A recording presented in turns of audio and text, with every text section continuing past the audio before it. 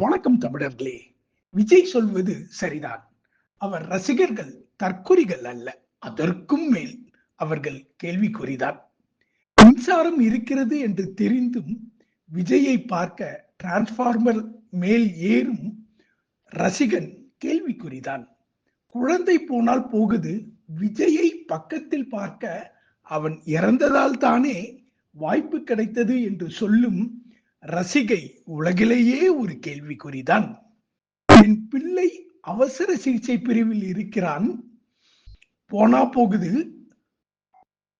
விஜயை சென்னை வந்து பார்ப்பதுதான் முக்கியம் என்று வந்துவிட்டேன் என்று சொல்லும் இன்னொரு ரசிகையும் பெண் உலகிலேயே ஒரு கேள்விக்குறிதான்.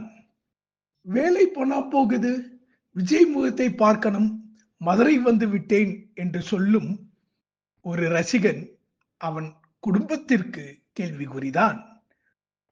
மாநாட்டிற்கு வந்து விஜயை பார்த்த கையோடு பேச்சை கேட்காமல், கட்சி கொள்கை என்று என்ன என்று கூட பார்க்காமல் கேட்காமல் கலைந்து செல்லும் இவர் ரசிகர்கள் நாளைய தமிழ்நாட்டிற்கு கேள்விக்குறிதான். மாநாட்டிற்கு வந்து கிடைத்ததை சுருட்டி கொண்டு எல்லா நாற்காலிகளையும் வேலிகளையும் கழிவறைகளை கூட விட்டு வைக்காமல் உடைத்து தரைமட்டமாக்கி விட்டு போகும் விஜய் ரசிகர்கள் உலக அரசியல் வரலாற்றில் ஒரு கேள்விக்குறிதான். படம் பார்க்க வந்துவிட்டு திரையரங்கையே அடித்து நொறுக்கிவிட்டு போகும் விஜய் ரசிகர்கள் ரசிகர் உலகில் ஒரு கேள்விக்குறிதான். பாடல் அருமையாக இருக்கிறது, அடுத்த முதலமைச்சர் விஜய்தான் என்று பேசும் ரசிகன் அறிவுலகில் ஒரு கேள்விக்குறிதான்.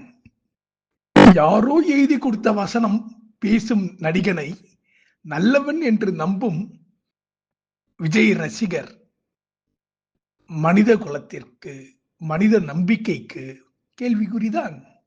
தமிழ்நாட்டிற்கு திட்டங்கள் இல்லை, ஆனால் அடுத்த பிரதமரே இவர்தான், விஜய்தான் என்று பேசும் இவர் ரசிகர்கள் இந்தியாவிற்கும் ஒரு கேள்விக்குறிதான். காவல் ஆய்வாளர் கையை கடிக்கும் இவர் ரசிகர் மனித குலத்திற்கே ஒரு கேள்விக்குறிதான், ஒரு ஆச்சரியக்குறியும் தான். இன்னும் இப்படி பட்டியலிட்டு சொல்ல நிறையவே இருக்கிறது தமிழர்களே. இப்படிப்பட்ட ரசிகர்களை உருவாக்கி இருக்கும் நடிகன் என்பதால் விஜயே ஒரு கேள்விக்குறிதான். இவர்கள் அரசியல் கட்சியாய் இருப்பது தமிழ்நாட்டிற்கே ஒரு கேள்விக்குறிதான். என்ன செய்வது, எப்படி செய்வது? இந்த கேள்விக்குறிகளுக்கு தமிழர்களே நாம் என்ன பதில் சொல்ல போகிறோம்? சிந்தியுங்கள், செயல்படுங்கள்.